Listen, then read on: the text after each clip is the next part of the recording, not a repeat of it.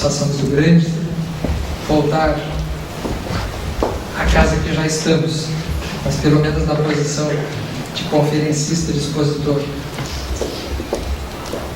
Depressão. O que é e o que não é.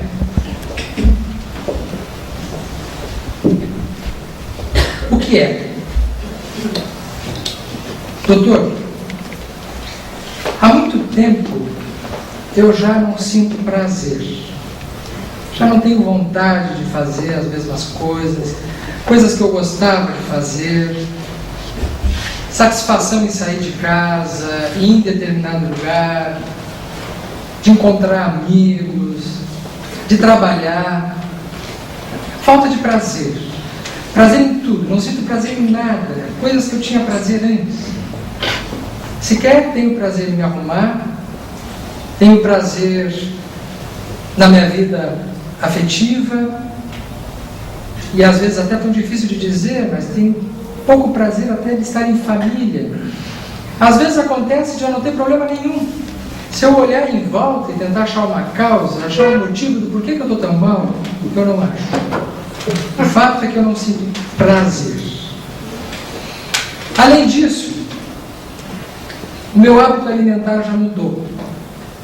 Poderá me dizer, estou comendo muito mais, ou estou sem fome nenhuma. Também não tenho prazer nenhum de comer coisas que eu gostava de comer. Refeições que eu fazia, às vezes passam horas sem eu ter vontade de comer. Ou poderá me dizer, eu sinto uma ansiedade, uma vontade que não é fome, mas é uma necessidade de estar mastigando e comendo uma coisa atrás da outra sem conseguir parar. Essas duas primeiras coisas, o prazer e a mudança do hábito alimentar. Mas não é só isso. O desânimo. Falta de vontade, sequer às vezes, de sair da cama. Aquilo que eu gostava de fazer, de me arrumar, para sair para trabalhar, não tenho vontade. Já até troquei de emprego, achei que fosse o trabalho, achei que fosse a convivência com as outras pessoas, mas eu fui para um outro emprego agora e estou me sentindo do mesmo jeito. Não tenho vontade de sair, não tenho vontade de conversar. É tão difícil de dizer isso, mas eu não tenho vontade de viver. Não bastasse isso, quando toca alguém na campainha, visita que eu gostava de receber, pessoas que eu gostava de encontrar, eu já recebo assim, poxa, quem será? Quem será que vem aí? Diz que eu não estou. Se tocar o telefone, alguém atende, porque eu, de preferência, não quero falar com ninguém. Não, mas as pessoas me dizem, quem sabe tu sai, tu te esforça um pouco, é de estar em casa, é de não fazer nada, porque a maioria das pessoas me dizem, depressão é coisa de quem não está sem nada para fazer. Se tu te ocupar, se tu pegar coisas para fazer, tu vai te sentir melhor. Então eu pego coisas para fazer, eu vou sair para viajar. Esses dias eu saí para viajar, e já no aeroporto ou na rodoviária eu já vi que não ia dar boa coisa, que eu seria uma péssima companhia. Estava todo mundo alegre, e eu fazendo uma coisa muito complicada, tentando rir para não estragar a viagem dos outros, mas por dentro eu queria estar em casa, eu queria estar no meu quarto, de preferência com a janela fechada, sem ninguém na minha volta. Aí o pior aconteceu, quando eu cheguei no hotel e começaram as excursões e ter que sair para passear, eu não tinha vontade nenhuma, não tinha ânimo, só tinha vontade nem de chorar, porque às vezes não é nem uma tristeza, é como se tivesse ficado um vazio, um buraco por dentro, a falta de sentimento, uma indiferença em relação às coisas. Resultado disso, as pessoas me procuram, eu não tenho vontade de encontrar. Os amigos insistem, eu não tenho vontade de conversar. As pessoas acabam se afastando. Mesmo em casa, quando conversam comigo, mas por que tu está assim? Tu tens tudo, tu tens um trabalho, tu tens saúde, teus filhos estão bem, tem um marido, que é uma coisa rara hoje em dia, né? Pelo menos um marido bom, né? Parece que é o caso dessa paciente, que a gente está dando exemplo de tudo que pode ter de pior. Então, os outros não têm. Vamos visitar os orfanatos, vamos visitar os asilos. É pior. Porque aí eu vejo o sofrimento das pessoas e eu digo assim, meu Deus, como eu sou miserável, porque eu tenho tudo e eu não consigo me sentir feliz. Falta de prazer, alimentação modificada, desânimo, isolamento, não consigo guardar nada na cabeça. Se eu não anotar, amanhã eu esqueço. Não consigo me concentrar. Se eu assistir um filme, no final do filme me perguntar o que eu vi, eu já não sei. Porque a minha concentração foi para o brejo. Não concentro em nada. Se estudar para uma matéria, algum assunto, não guardo nada. Mas o pior de tudo é que eu perdi a fé. Eu não tenho esperança. Eu não tenho vontade de nada e eu acredito que não tem nada mais para mim. E às vezes a gente olha para a idade da pessoa, tem 25 anos, 30 anos de idade. E a gente diz assim, mas como? Tu tens uma vida pela frente? Mas eu não queria ter mais nada pela frente, porque eu não tenho vontade de ir para as coisas. E é muito ruim, porque eu tenho uma religião, eu tenho uma fé, eu acreditava em Deus, e é tão ruim quando a gente deixa de acreditar, e às vezes eu não consigo acreditar também. Depressão. O que é depressão? Não é uma coisa apenas dessas, são todas essas, ou muitas dessas, mas não é só isso. Às vezes, quando eu me deito de noite, eu não consigo dormir. E não tem coisa pior do que tentar encostar a cabeça no travesseiro, a noite vem, todo mundo está dormindo, e aqueles pensamentos negativos, aquelas ideias negativas, só vem coisas ruins. E a noite passa e o sono não vem. E as ideias, as piores possíveis.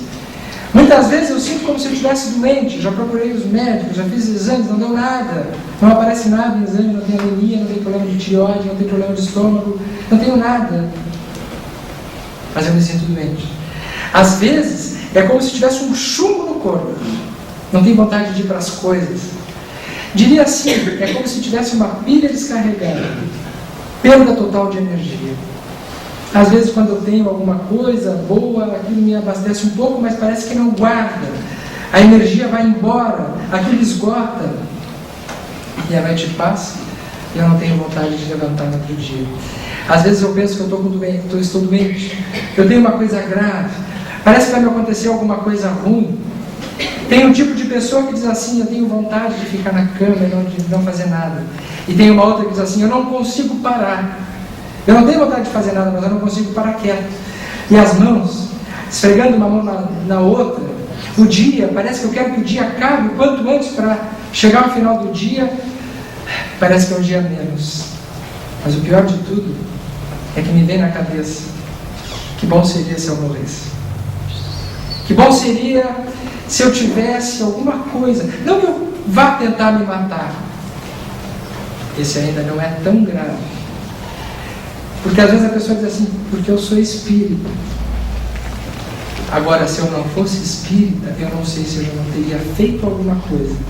Porque já me passou pela cabeça, às vezes, de eu estar na estrada e dizer, mas que bom que sofresse um atropelamento. Ou se eu tivesse uma doença grave, porque quantas pessoas me dizem, mas tem muita gente com doenças graves, eu fico até com inveja, porque eu gostaria de ter uma doença grave. Porque não tem coisa pior de sentir o que eu sinto. Depressão. Depressão é uma enfermidade que pode levar ao suicídio. Porque são muitas as pessoas que chegam ao ponto, depois de muitos meses e algumas depois de muitos anos, sentindo isso, acabarem tentando contra a própria vida.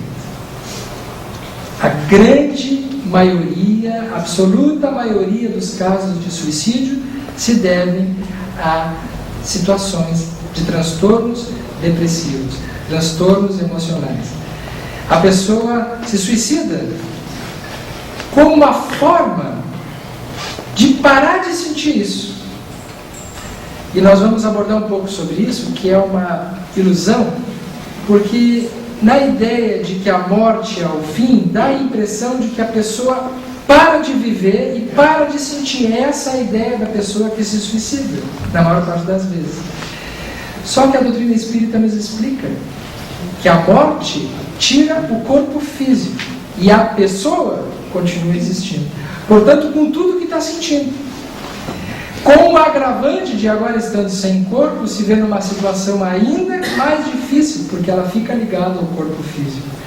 Fica ligada à vida material, com o agravante de não ter esse anteparo físico, e muitos espíritos dizem que após o desencarne pelo suicídio, os sofrimentos aumentaram. Então, o espírita não tem nem essa saída. Então a gente diz assim, o pior de tudo é ser espírita, porque não tem nem essa solução, essa fantasia. Esse é um tipo de depressão. O que se chama comumente de depressão é esse quadro pior. Mas não existe apenas um tipo de depressão. Existem vários tipos de depressão e vários graus de depressão. E existe tanto essa depressão, que a gente chama de depressão maior, ou a depressão unipolar, porque ela apresenta predominantemente na pessoa a característica para menos, a característica negativa. Mas a depressão da mulher, ela não é exatamente igual à depressão do homem. Por quê? Porque a característica psicológica feminina é diferente, em geral, da característica psicológica masculina. Enquanto a mulher chora, coloca para fora, desanima e procura um médico, muitas vezes, o que é bom, o homem, ele se irrita e perde totalmente a capacidade de concentração, o desinteresse e a irritabilidade. Então, o homem é muito comum que ele fique ansioso, intolerante, impaciente e brigão. Se ele já era brigão antes, agora fica muito mais. É do tipo que não consegue lidar com nenhuma situação sem que aquilo se transforme em briga. Dentro de casa é muito frequente o isolamento, ficar calado, ficar emburrado, de mau humor, e não procura ajuda. Porque existe no nosso ambiente cultural a ideia de que quem procura ajuda é fraco, de que a pessoa que é forte, ela resolve seus problemas sozinha. O que, em matéria de doenças emocionais, é uma grande bobagem, um grande risco. Porque quando nós estamos doentes, nós estamos impossibilitados de reagirmos sozinhos. Quando isso é a depressão. Não é a absoluta maioria dos casos, como nós vamos ver depois, como se popularizou hoje em dia, como se vulgarizou. Por qualquer tristeza a pessoa diz, estou com depressão, virou moda. Só que é importante enfatizar que a depressão como transtorno, como enfermidade, ela existe. O idoso, ele já sente depressão de um outro jeito. O idoso se manifesta muito através de queixas de dores pelo corpo, de sintomas orgânicos. É frequente que a pessoa de mais idade não se queixe, estou triste, estou sem prazer, estou desanimado. Mas ele poderá chegar dizendo, estou com um problema no estômago, estou com dor no peito, estou com o corpo pesado, estou com dor generalizada. E muitas vezes ele faz uma investigação geral, encontra-se algumas coisas, mas que não justificam tamanho sofrimento. E nós vamos encontrar por trás de tantas queixas físicas a depressão. Então, se sabe que na idade mais avançada, a depressão é um mal mais perigoso ainda, porque ele pode estar camuflado, ele pode estar mascarado. E a pessoa deprimida, nós sabemos hoje que a sua imunidade ela cai. Então ela fica mais sujeita a doenças, às infecções e às doenças fatais. Com isso, a depressão está caminhando rapidamente para se transformar nas próximas 2 décadas na doença mais grave de todas as outras, ganhando inclusive das doenças cardíacas e do câncer. Tal a maneira como esse mal vai avançando na nossa sociedade, na nossa cultura, no nosso ambiente.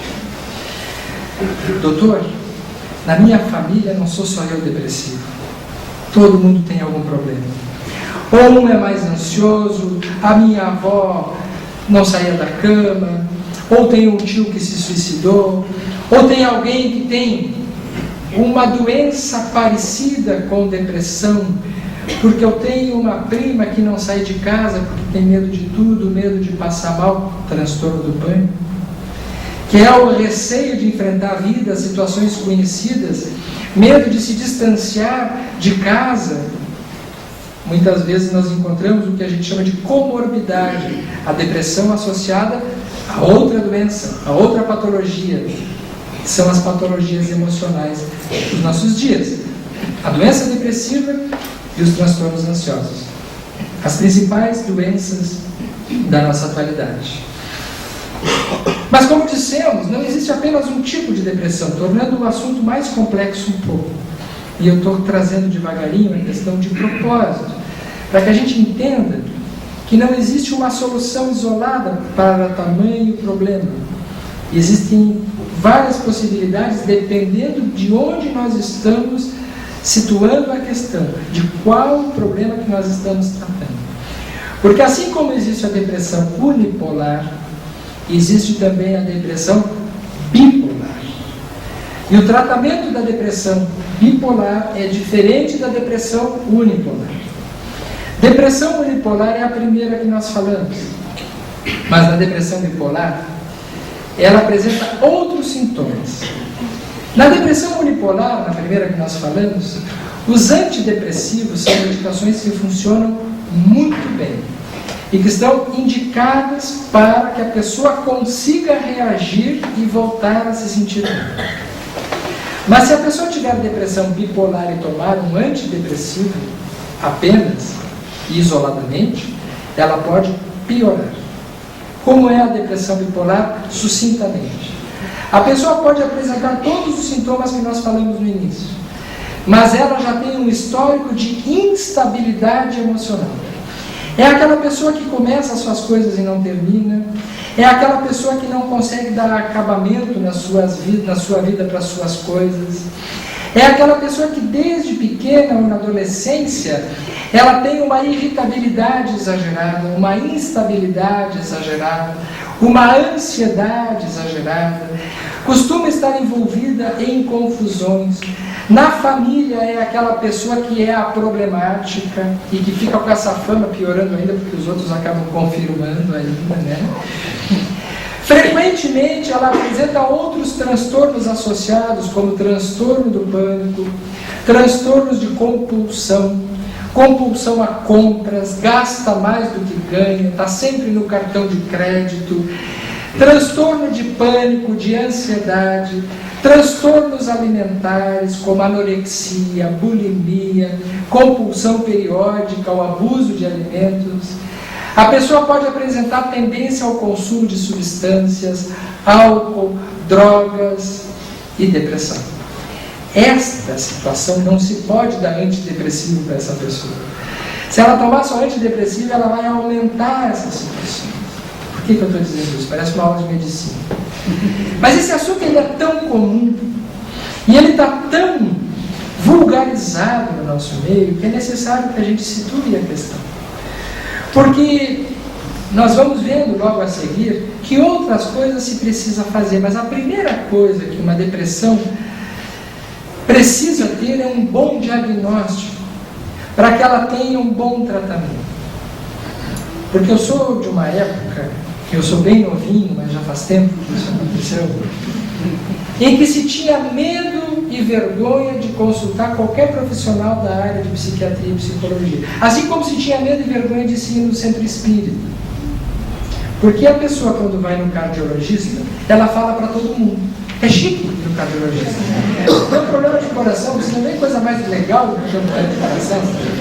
É só tomar um antihipertensivo, um remédio para o colesterol. Olha só que beleza o negócio desse, né? Tomar uma medicação para baixar o triglicerídeo, colesterol. Agora a pessoa tomar remédio para a cabeça, já mudou um pouco.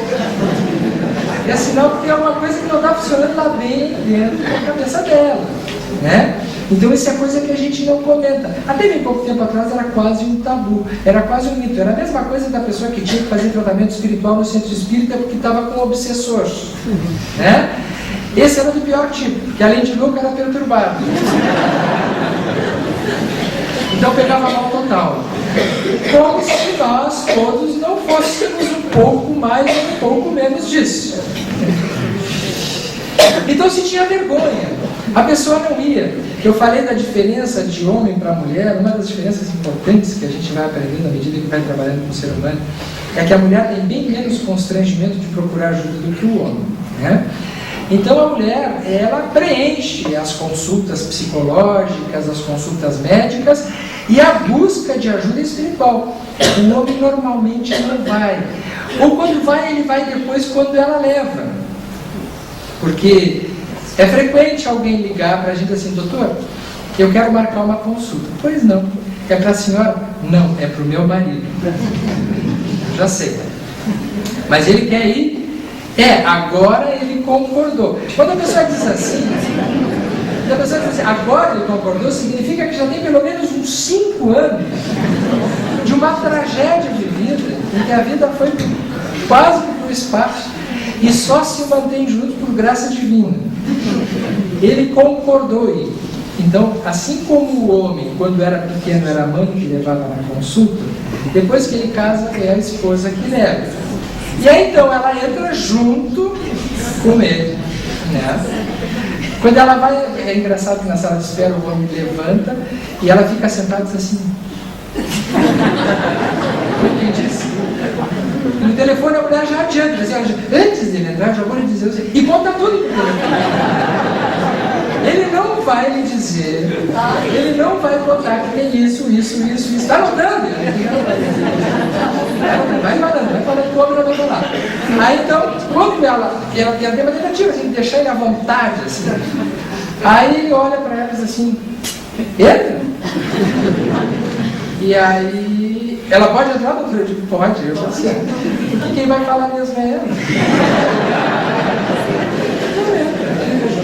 Aí ela entra e não fala, ela está louca para falar. Ela sabe tudo que acontece. Aí ela senta e diz assim, olha para ele e diz assim: tá, agora fala conta tudo. E ele olha para ela e diz assim: fala tudo que sabe. Aí ela fala, não precisa falar 2 vezes, né? Não precisa pedir 2 vezes. Aí ela começa a falar. E aí conta tudo que deve e o que não deve. Aí fica feio, a coisa você tem que pedir para não sair, para não dar divórcio, enfim, naquela hora que ela falou.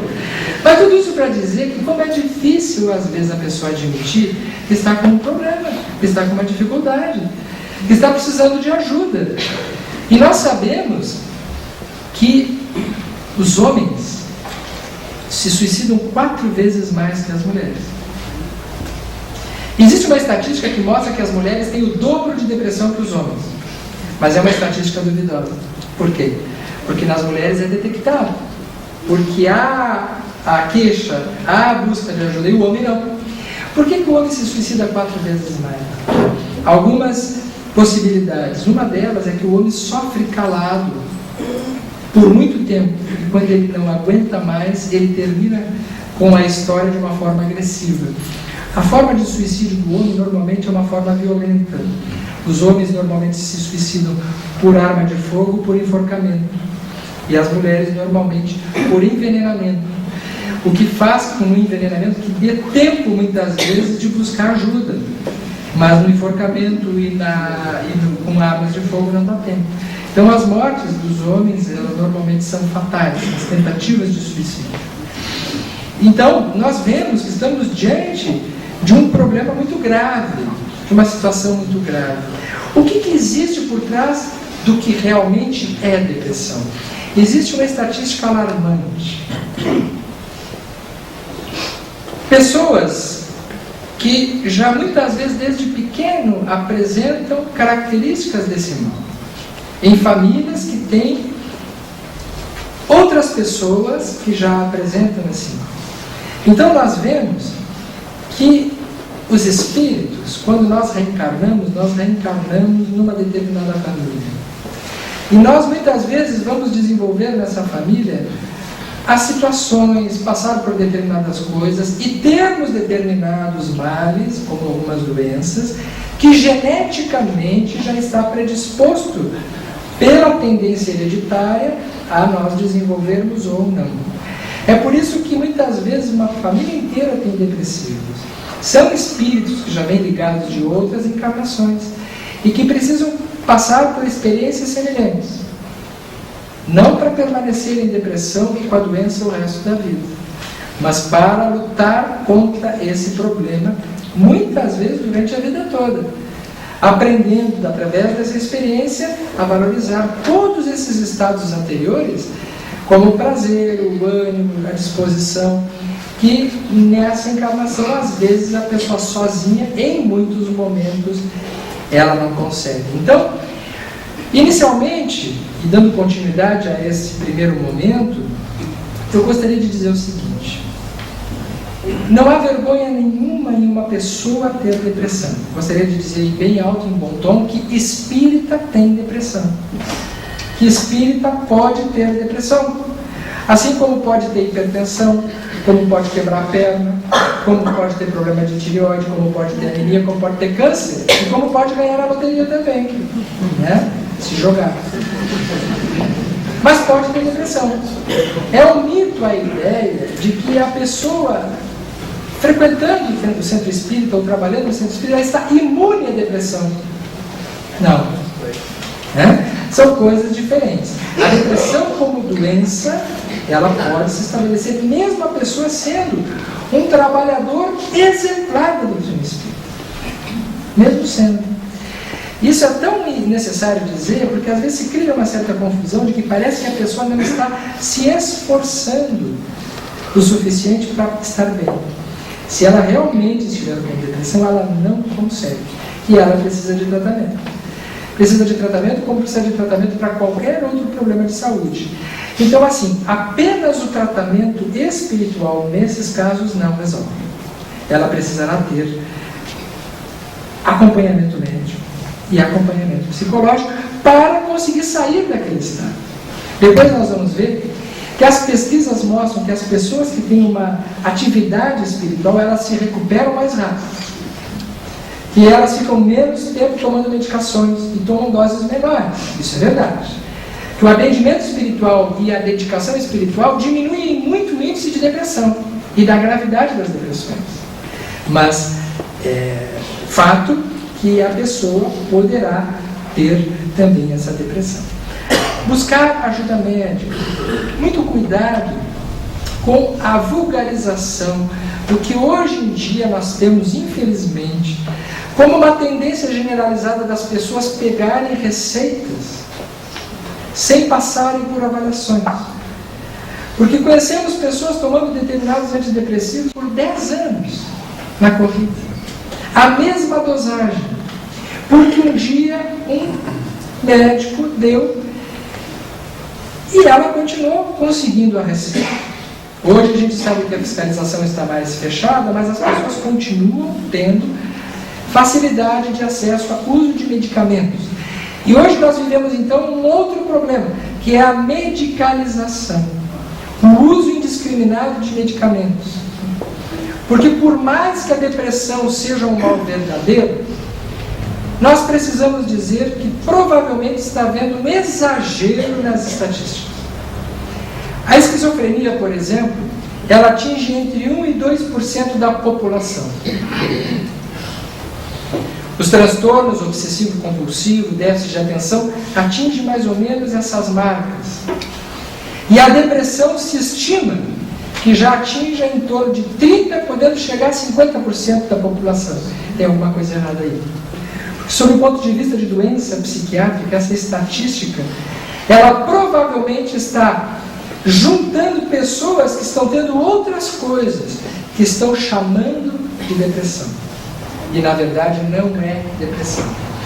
Para se ter depressão, é necessário que a pessoa tenha um dos 2 primeiros sintomas que eu falei para vocês, que é a falta de prazer ou a alteração alimentar.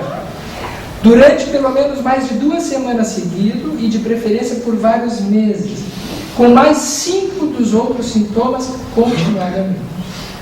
Não sendo assim, provavelmente não é depressão.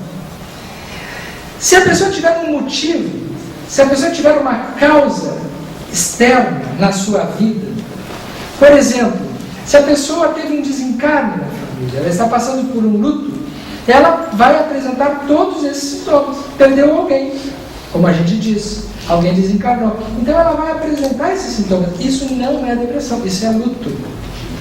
Isso é tristeza profunda. Isso é normal para o fato. Então não se dá medicação nesses casos. Quando a pessoa acorda triste, porque perdeu o emprego, porque perdeu o namorado, ou porque está tendo problemas com os filhos, e isso está trazendo uma alteração emocional, isso por si só não é depressão. ela poderá estar apresentando outros problemas, como veremos também, como os problemas espirituais, problemas obsessivos, que têm razões diversas, desde razões de problemas conjunturais no seu ambiente, até a escolhas erradas que ela fez na vida. Ela não deve tomar medicação por causa disso. Mas o que nós assistimos hoje em dia é que as pessoas têm uma tendência a lançar mão do medicamento para aliviar o sofrimento de forma rápida. Então nós estamos tendo, além dos quadros emocionais problemáticos, um outro problema, que é uma espécie de dependência química medicamentosa. A pessoa usando o remédio de forma continuada, sem orientação. Isso é uma coisa muito complicada. Porque nós vivemos uma sociedade, o nosso momento atual, é muito delicado pelo seguinte: se vulgarizou a ideia de que o ser humano normal é o ser humano feliz, o tempo todo. É a pessoa sem problemas, a pessoa que está alegre, a pessoa que está para frente. É verdade que nós nascemos para sermos felizes, mas é mais verdade ainda que a gente nasceu para conquistar a felicidade e não para ser feliz a qualquer custo desde já. Porque a gente sabe que na nossa vida nós temos várias dificuldades, que é impossível, diante dessas dificuldades, a pessoa ser plenamente feliz. Se eu tiver uma dificuldade no relacionamento, ou no meu trabalho, ou uma perda, ou uma doença, e naquele momento eu não posso estar feliz. Por quê? Porque existe um sofrimento intrínseco, resultante daquela situação. Se eu fizer uma escolha errada na minha vida, se eu resolver abusar da minha saúde, começar a frequentar ambientes que vão me fazer mal, conviver com pessoas que não são boas para mim, a minha qualidade de vida vai ficar muito ruim. Provavelmente eu vou me dar mal no meu trabalho, eu vou me dar mal no meu casamento, eu vou me dar mal na minha relação, e aí eu vou gerar um sofrimento para mim. Aí eu não posso dizer que isso é depressão, porque na verdade isso é um sofrimento consequente às escolhas erradas que eu fiz. Aí a pessoa procura ajuda e a gente diz assim: olha, eu não vou te dar um remédio, mas a gente vai ter que olhar para a tua vida e vamos ver o que está acontecendo, por que tu escolheu tanta coisa errada, porque a pessoa pergunta: pois é, mas quanto tempo vai levar isso? Só olha, às vezes demora não menos de um ano, para a gente poder entender o porquê que está fazendo tanta bobagem, né? Aí a pessoa sai dali, faz uma consulta e vai dizer assim: não, está meio tristinho, toma tanto remédio, 20 miligramas, é uma saída mais fácil. Só que é uma saída que encobre o real motivo do problema principal, que é a pessoa que está construindo. Isso é o que não é depressão. Então nós temos, dentro dessa estatística numerosa, muitas coisas que não são depressão. Essa cultura do prazer, a cultura do sucesso, da felicidade, a própria Organização Mundial da Saúde define a saúde como bem-estar, mas biopsicossócio, está se pleiteando no espiritual. Isso é definição de felicidade, não de saúde. Saúde, às vezes, é a pessoa saber enfrentar uma doença. Saúde, às vezes, é a pessoa saber enfrentar um dissabor, um descontentamento. Eu conheço muita gente que está saudável e está doente. E conheço muita gente que está doente e está saudável. Explico. Uma pessoa que está saudável e está doente é uma pessoa que não tem problemas físicos, que tem disposição para suas coisas, que tem bem-estar biopsicossocial. E está traficando drogas. E está fazendo aborto. E está provocando desgraças gerais no ambiente social. Essa pessoa está doente. Ela só ainda não sentiu as consequências do que ela está fazendo para ela mesma.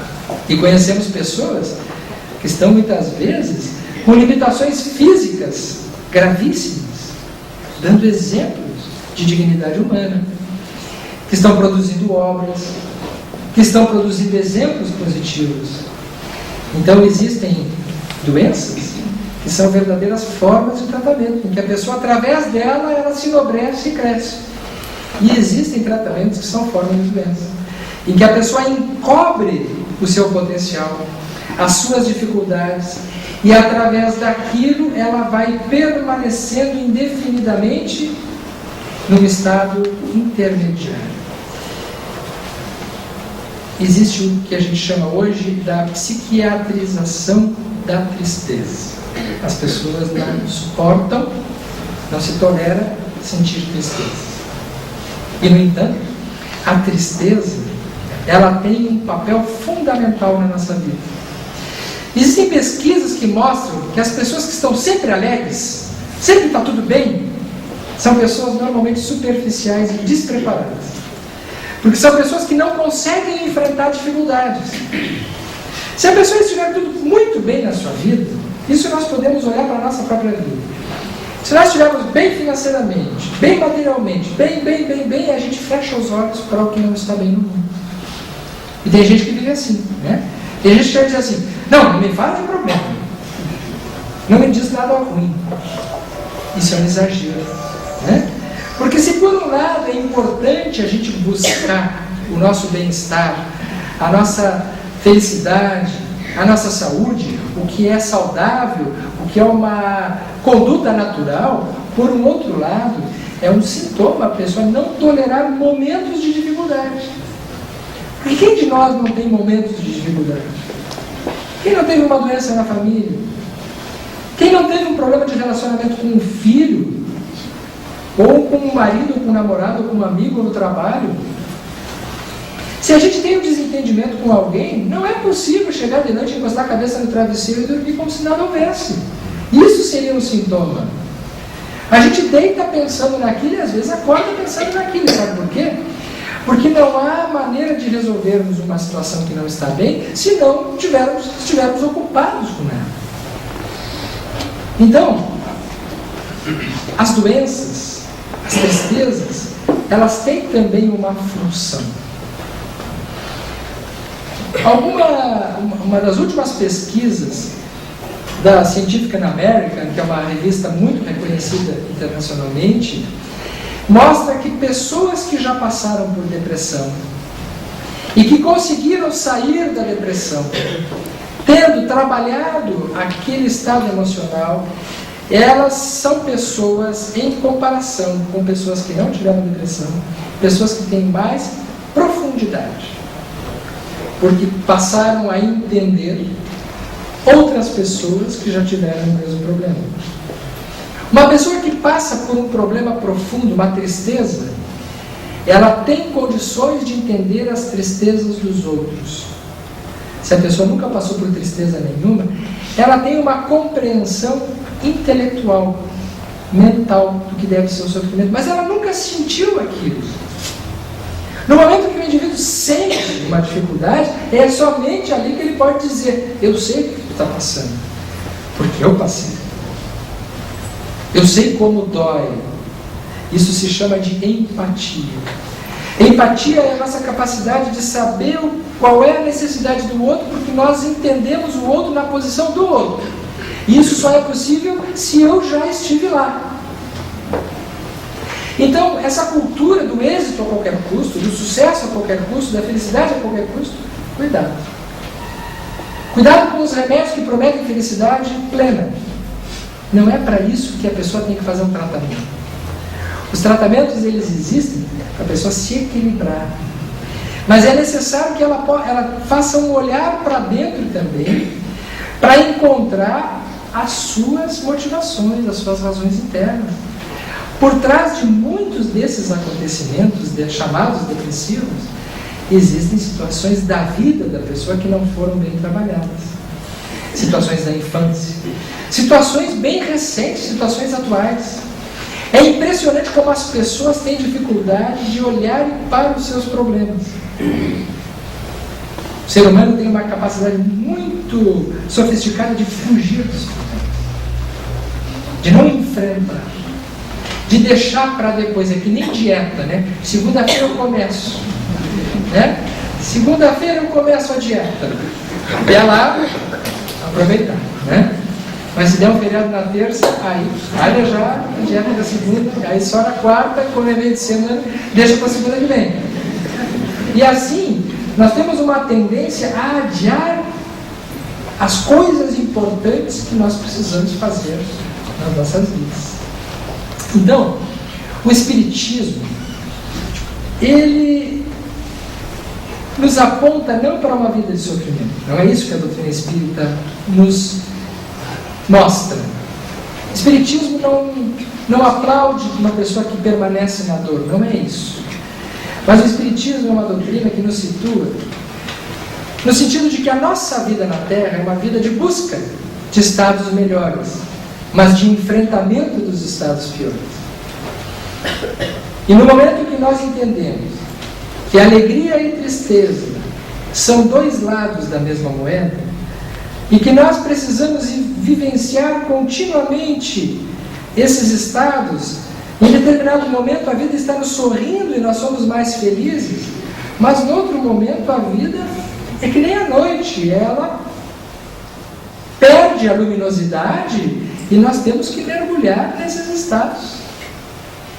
E como dizíamos, esses estados emocionais mais melancólicos, eles levam a pessoa muitas vezes a ficar mais reflexiva.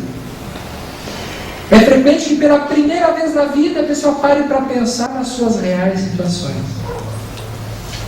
Conhecemos pessoas que nunca olharam para os seus filhos com o olhar que passaram a ter, depois que sentiram dificuldades em si mesmas. E somente assim puderam entender e valorizar o que os seus filhos têm, o valor que cada coisa tem na nossa vida. Infelizmente o ser humano é assim. Nós muitas vezes precisamos perder a saúde para valorizar a saúde. Não é assim que acontece? Agora deu esses dias ruins em Pelotas, né? Quanta gente se resfriou, ficou de cama, não pôde trabalhar. Pô, essa foi a parte boa da vida. A pessoa ficou mal, ficou acamado, perde a saúde, porque a nossa felicidade ela é muito tênue, vejam, se a gente estiver com 38 graus de temperatura, a gente já não é feliz, não é mesmo? Basta uma febrezinha, uma diarreiazinha, boba, aquela bem bagacinha, né? Já não serve para dar ao cidadão, né? Já pensou no estômago, aquele rotavírus que é uma beleza, né? Para quem detesta, enfim. Bom, ele não consegue comer nada, não tem prazer, parece que está com depressão. Né? A pessoa com depressão, quando é depressão mesmo, é como se ela tivesse um rotavírus permanente. Só que ela não tem um vírus físico. Aquilo ali é um acontecimento neuroquímico e energético que acontece no viver da pessoa. Então ela realmente fica mal, por isso que ela precisa de ajuda. Mas tudo isso para dizer que as nossas condições de equilíbrio, de bem-estar, elas estão sujeitas a interferências muito sérias. Então, o que fazer e o que não fazer? O que fazer? Precisamos cuidar de nós, é verdade. Todos nós precisamos cuidar da nossa vida, precisamos de cuidados médicos quando eles estão indicados, cuidados psicológicos quando eles estão indicados, e cuidados espirituais. Esse trinômio, corpo, mente, espírito, ele passará, sem dúvida alguma, a fazer parte dos códigos de estudos médicos, sociológicos, em futuro próximo, muito próximo. Porque são as pesquisas que estão evidenciando que as pessoas que vivem de forma mais profunda e que têm uma busca espiritual, elas têm resultados mais satisfatórios nas buscas, no êxito das suas buscas. Então a espiritualidade é, sem dúvida alguma, o fator do dia. Não é por acaso que nós estamos assistindo nos nossos dias a eclosão de filmes, de literatura e de busca nesse terreno, porque esse é o grande elemento que estava faltando para nós conquistarmos a nossa plenitude das nossas aquisições. Daqui a uma semana e meia, mais ou menos, estará passando em Pelotas o filme Nosso Lar, que ainda não passou aqui. Eu tive a oportunidade de assistir no final de semana. Esse é um filme imperdível, que mostra a realidade espiritual no cinema. Até pouco tempo eu já não imaginava que isso quando muito lendo o livro, hoje nós temos como assistir um filme desse gabarito, que foi lançado, que realmente ficou excelente. E nesse exemplo de André Luiz, quando ele, como um médico famoso que foi no plano físico, chega no plano espiritual completamente destituído de qualquer possibilidade de ser feliz, porque ele carregava com ele muitos vazios que ele não deu conta, então ele descobre no plano espiritual a importância da espiritualidade. Ele descobre que nós somos espíritos. Estamos no corpo físico, mas somos espíritos. É errado quando a gente diz, não, porque o meu espírito, como se nós fôssemos o corpo e tivéssemos um espírito. Não, o meu corpo, eu sou o espírito. Eu já existia antes de ter o corpo físico como Sérgio e vou continuar existindo depois, sem o corpo físico. Esta é a realidade da vida. Então a nossa realidade essencial, ela é espiritual. Então, como anda a nossa vida espiritual? Como anda a nossa busca de aquisições morais? No capítulo da depressão, junto com os problemas orgânicos, com os problemas emocionais, os problemas psicológicos, nós assistimos os problemas espirituais, os problemas de perturbações obsessivas, que são as interferências negativas dos espíritos inferiores que se aproximam todas as vezes em que o campo mental está negativo, assim como os espíritos superiores se aproximam todas as vezes que nós estamos com o campo mental positivo. Uma pessoa que está em depressão, ela está sujeita, por sintonia, pela lei de sintonia, às influências negativas. E essas interferências, elas são capazes de determinar o prejuízo total do indivíduo conseguir alcançar a sua melhora. É por isso que muitas pessoas que já estão fazendo tratamento médico, que estão fazendo tratamento psicológico, é frequente percebermos que ela não melhora às vezes. Esbarra no efeito colateral, esbarra num problema que ela acaba não conseguindo continuar o tratamento. E nós vemos que existe um fator espiritual que está em torno daquela dificuldade, que está obstaculizando, está impedindo que a pessoa tenha êxito. Está indicado, então, a ajuda espiritual.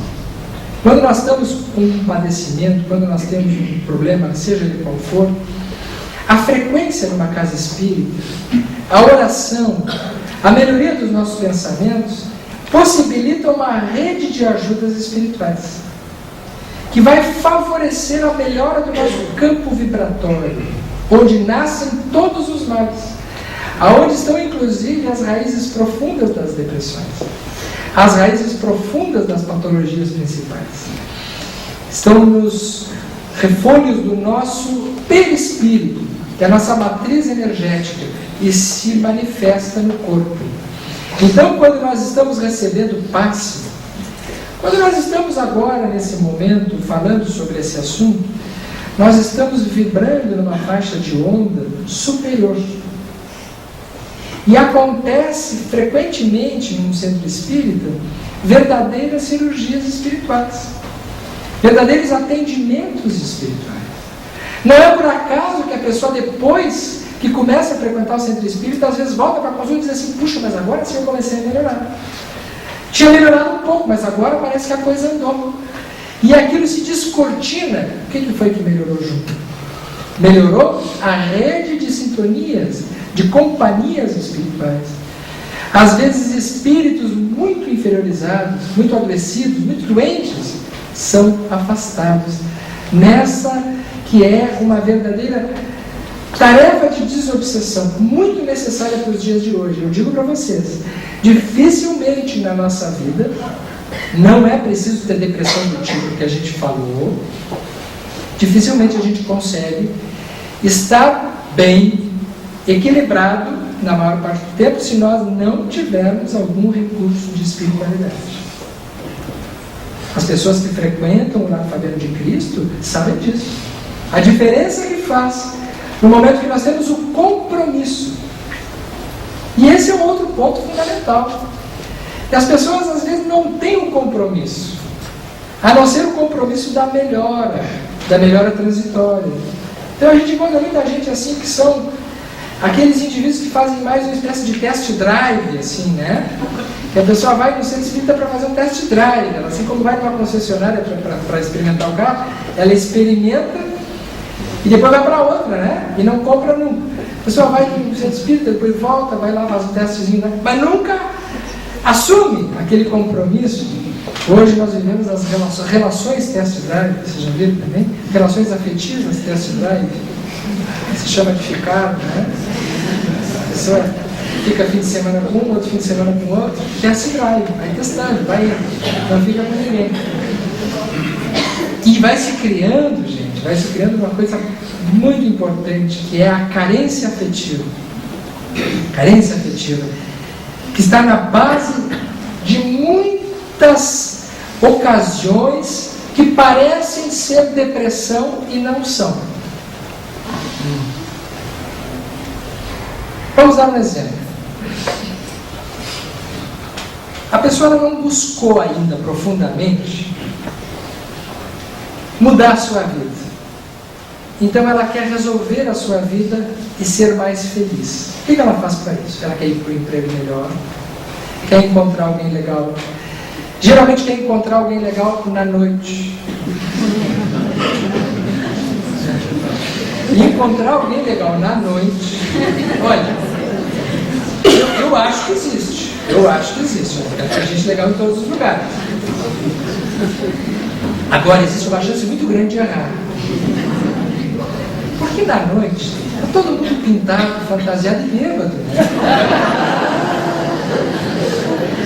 A pessoa, na verdade, aí a pessoa, todo mundo é feliz, tá? Vocês repararam isso? Todo mundo alegre. Quando começa a conversar, é fantástico, porque não se ouve, porque a música está mas está todo mundo falando, dá a impressão de que está se entendendo. E aí acontece o test drive. Porque depois de um certo tempo há um envolvimento superficial com aquela pessoa que não se sabe nenhum nome, mas que parece alma gêmea. É incrível. Nós estamos vivendo a época da alma gêmea, é a época da carência afetiva. Então é frequente a pessoa encontrar a sua alma gêmea. Outro dia eu encontrei um conhecido meu. Ele encontrou a alma, segundo ele, a alma gêmea dele. A alma gêmea dele era uma moça com uns 22 anos, e ele um rapazinho de 57. Ele disse para mim, olha, eu poderia minha alma gêmea. Olha, eu não é que eu duvide, eu acho até que existe essas situações de encontro de almas. Mas o mais comum não é que alguém de 57 encontre uma alma de alguém de 22. Ali não há encontro normalmente de almas, existem outros encontros que estão acontecendo. No caso dele, ele tinha sido bastante pobre na juventude dele, e ele ganhou bastante dinheiro, então ele estava, não preciso dizer que ele já estava separado, né? Com os filhos já com mais idade até do que a alma gêmea dele. E ele então encontrou a alma gêmea. Quando ele me apresentou a alma gêmea, olha, ainda bem que a Geni não está sendo filmada, ela vai embora. Eu achei que era a minha alma gêmea.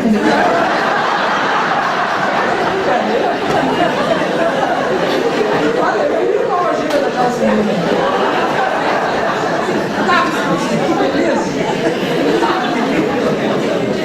Alma gêmea, que será, né? E era uma menina que estava buscando segurança. Ele estava buscando a juventude perdida e a autoafirmação, e ela buscando a segurança. Se encontraram. Precisa dizer que isso durou muito pouco. Eu fiquei também surpreso. Isso acontece com a mulher também, isso não é só o homem. A gente pensa que é só o homem. Tem situações de todos os tipos. Uma pessoa, também conhecida minha, que tinha ficado viúva. Viúva tem que tomar cuidado. Tem que abrir o olho. Primeiro, os homens morrem primeiro. Não é assim? Isso é a regra geral. Porque nós que somos o sexo forte, não sei do que, a gente morre antes. Problemas cardíacos, acidentes de trânsito, o homem morre primeiro. Tanto isso é verdade que vocês já ouviram excursões para Buenos Aires de viúvos? Excursões para Buenos Aires são só viúvas. Somos mortos todos, e elas ficam. Só que aí o que acontece? Surge, depois de um determinado tempo, assim como surge para a mulher separada também, a carência afetiva. A carência afetiva. E aí, gente, tem especialista em viúva com carência afetiva. Olha, eu juro para vocês que devem ter curso para isso.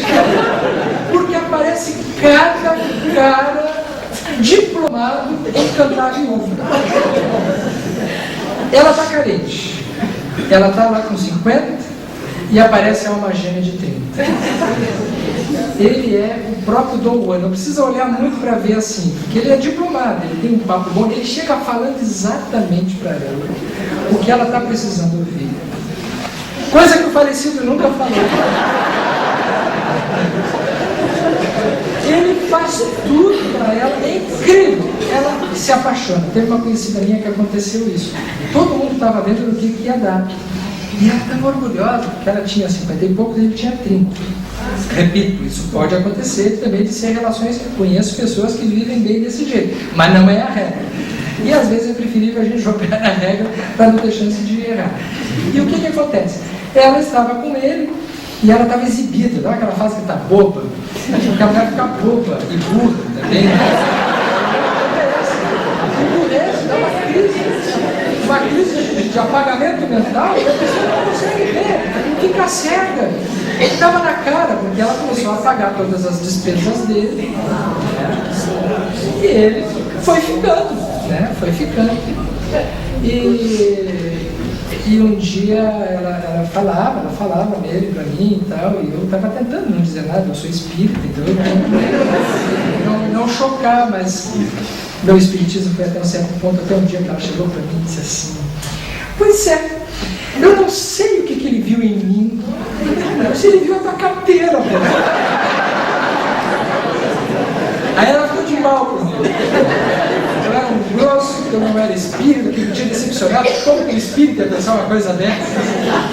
Algum tempo depois ele foi viajar, foi para viagem para fora do estado, e ela ligou para o hotel onde ele estava, e o recepcionista disse: olha, ele acabou de sair daqui com essa senhora. Aí ela se desiludiu. Entrou em depressão. Aí ele procurou: estou com depressão. Eu disse: não é depressão. Tu estava em euforia antes. Tu estava doente antes, agora está ficando boa. Agora é a cura. Tu quer me dar um remédio? Não vou, não dou. O remédio está sendo dado pela vida, é com a chance de poder te encontrar com a tua realidade. Mas eu estou desiludida. Só se desilude quem se ilude. O problema está na ilusão. A desilusão é a solução. Quando a gente se desilude, a gente sofre. Mas quando a gente se desilude, a gente vê exatamente a realidade que a gente está. Isso não é depressão. A pessoa olhar para a sua vida e dizer assim: pois é, eu já estou com 50 anos, talvez eu precise de um companheiro. Tem que achar alguém legal. Mas tem que ser alguém que divida na mesma ordem de interesses, que possa ter uma troca afetiva de valores compatíveis com as necessidades. A nossa vida atual é uma vida de apelos à juventude. Então todo mundo tenta ser feliz no modelo da juventude. Se estiver fora daquele modelo, já se torna depressão. Por isso tem 30%, 50%. E nós vamos ter que lidar cada vez mais com essa realidade, que é a realidade de nós sabermos nos posicionar na vida, e não tem outro jeito, se nós não nos voltarmos para os valores espirituais. Porque nós precisamos de prazer, nós precisamos de coisas boas, mas nós precisamos, sobretudo, de fundamentação na nossa vida. Fundamentação moral. Para que nós nascemos aqui? Por que nós estamos aqui? O que nós precisamos conquistar na nossa vida? Que tipo de valores nós precisamos desenvolver? As pessoas que estão desesperadamente tentando encontrar outras pessoas, homens separados, mulheres separadas, viúvas, calma. Há momentos na vida que é importante a pessoa ficar sozinha para aprender a fazer companhia para si mesmo. Porque ninguém que não saiba acompanhar a si mesmo vai encontrar alguém legal para si. Nós só encontramos alguém bom quando nós somos bons para nós. Quando a nossa companhia nos basta. Aí muda a sintonia, a pessoa se valoriza. Quem é que vai se aproximar? Pessoas valorizadas. Se a pessoa não se valoriza, quem é que vai se aproximar? Pessoas desvalorizadas, disfarçadas. Nós vivemos um mundo de ilusões. Isso não é depressão. A depressão que às vezes a gente gostaria que existisse é o remédio. A solução para determinados males. O senhor andava com seu cavalo pelo campo e um dia o seu cavalo caiu no poço, num poço profundo da sua propriedade. E ele, vendo o cavalo naquele poço seco, não viu como tirar o cavalo dali. Chamou os vizinhos e, não tendo alternativa para tirá-lo dali, uma vez que o cavalo era muito pesado, ele teve a ideia de enterrar o cavalo. E pegou uma pá junto com os vizinhos e começaram a jogar terra no poço para enterrar o cavalo. O cavalo entrou em desespero porque percebeu qual era a intenção e começou a se movimentar até que em determinado momento ele se acalmou e cada vez que caía uma pá de areia nas costas do cavalo, ele se sacudia e a poeira caía no chão. E à medida que a poeira e a terra ia caindo no chão, ele ia subindo nos montes que iam se formando da terra que ia se acumulando. Toda vez que a terra se acumulava nas costas, ele sacudia a poeira e a terra caía no chão e ele subia na terra. Quando então se nivelou, o fundo do poço chegou à altura e ele pôde sair caminhando por ali. Na nossa vida, nós precisamos aprender a sacudir a poeira. Essa poeira são as dificuldades das situações que caem por sobre os nossos ombros em vários acontecimentos. Nós temos duas alternativas: ou nós ficamos parados e ficamos soterrados nos problemas, ou nós nos movimentamos na direção das nossas soluções. E esses mesmos problemas, essas mesmas terras pesadas que poderíamos enterrar nas nossas dificuldades, poderão servir de solo, de piso, para nos alavancar para uma vida melhor. Para isso nós nascemos, para isso nós vivemos, e para isso nós temos uma grande tarefa, que é a tarefa de nós levarmos uma vida mais satisfatória. Como diz o poeta argentino Facundo Cabral, com os cacos do palestrante: tu não estás deprimido, tu estás distraído. Distraído de tudo que te cerca, de flores, mares, florestas. Não faça como alguns pais que já se sentem velhos aos 70 anos de idade e se esquecem que Moisés comandou o êxodo aos 80 e Rubinstein executava com maestria Chopin aos 90. Tu não estás deprimido, estás distraído. Estás triste porque acredita que algo te foi tirado, que perdestes alguma coisa. Quando isso não é verdade, porque na verdade a vida não tira nada de nós, porque nada é nosso. Tudo que nós temos nos foi dado. Tudo que nós temos nos foi emprestado. Nem mesmo um fio de cabelo da nossa cabeça fomos nós que fizemos. Portanto, a vida, ela não nos tira coisas. Ela nos alivia de pesos para que a gente possa caminhar de uma forma mais leve. Do útero ao túmulo, a vida é uma escola. E o que nós chamamos de problemas são as lições que nós precisamos aprender. Portanto, nunca perdemos nada e nunca perdemos ninguém. Aquele que já morreu simplesmente foi na tua frente, porque todos nós vamos na mesma direção. A morte, ela não existe, existe apenas uma mudança. E do outro lado da vida estão nesse momento pessoas maravilhosas, torcendo por nós. Madre Teresa de Calcutá, Bezerra de Menezes, Chico Xavier, os companheiros da casa, quanta saudade daqueles que nos antecederam. Eles passaram por média, nós aqui ficamos, mas todos nós vamos na mesma direção. Antes que a gente parta, vamos aprender as grandes lições da humanidade. Amarás ao Senhor teu Deus com todas as tuas forças, ao teu próximo como a ti mesmo. Sede bons e misericordiosos, reconcilia-te com teu adversário enquanto estás a caminho com ele. Mas antes de se reconciliar com o outro, a gente deve colocar um espelho na frente da gente e fazer as pazes com esse, conosco mesmo. Porque as nossas principais brigas são as brigas interiores. Há tanta coisa boa para fazer na vida que sofrer é uma perda de tempo. Nós podemos passar pelo frio do inverno, mas com os recursos do calor que nós podemos aquecer internamente a nossa casa, ao verão das praias, ao sol abundante no verão, na sombria noite do inverno, nós temos coisas positivas, as músicas, a música popular brasileira, ou as músicas clássicas, desde Chopin, Mozart, Beethoven, ou a literatura consagrada de todos os tempos, Shakespeare, ou a literatura de Francisco Cândido Xavier, os filmes que nós temos agora no cinema para assistirmos, todas essas coisas que fazem parte do colorido da vida. Mas tu podes estar com câncer, tu podes estar com AIDS, tu podes estar com alguma doença grave, mas saiba, se estiveres com alguma doença grave, somente duas coisas podem acontecer.